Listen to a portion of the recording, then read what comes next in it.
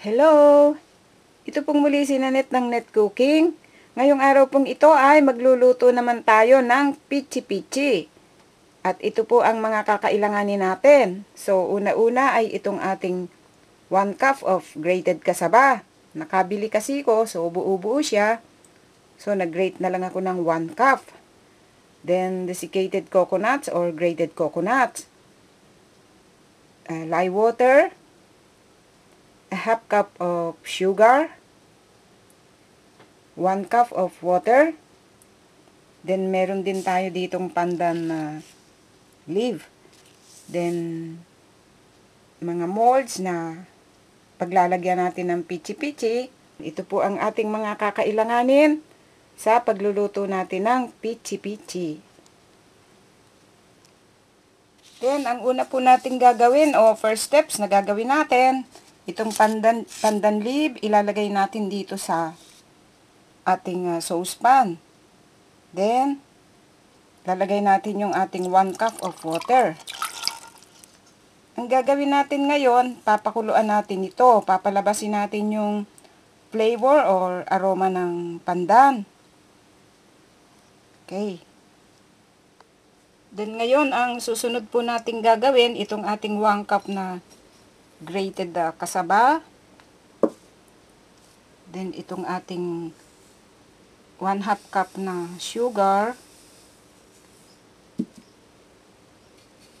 At 1 cup na pinaglagaan noong pandan.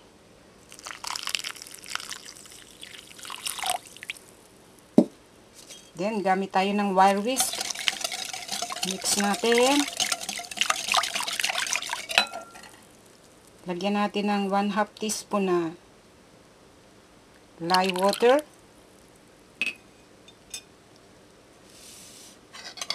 Then, itong pandan extract.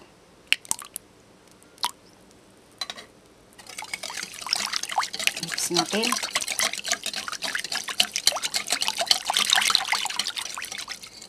Then, steam natin ito ngayon. Then, ang gagawin po natin dito para madali siyang isalin sa mga mold, lagay natin dito sa measuring cup. Then, tsaka natin isasalin sa mga molds.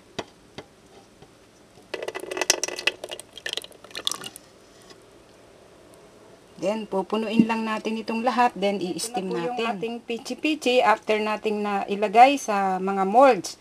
Then, ang gagawin po natin dito, i-steam natin. About 25 to 30 minutes. Okay. Maghintay tayo hanggang sa maluto na itong ating pichi-pichi. Check po natin ngayon yung ating pichi-pichi after 25 minutes.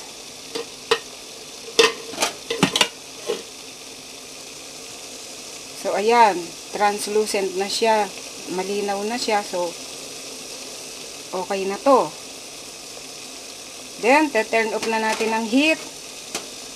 At hihintayin natin mag-cool down itong ating pichi-pichi bago natin i-cover ng grated coconuts.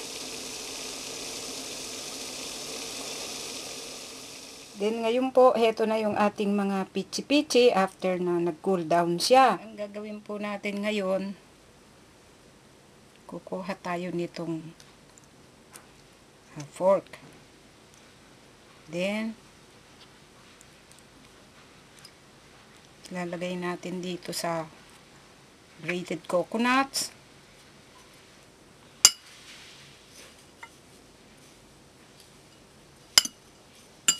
I-cover lang natin.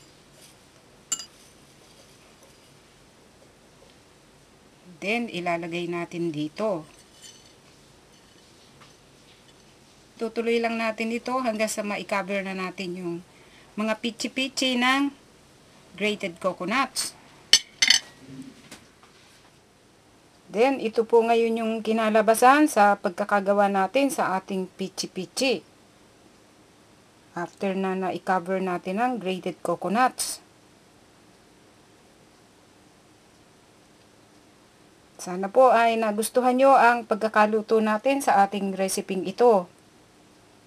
Marami pong salamat. Ito pong muli si Nanette ng Net Cooking. Thanks po. Bye.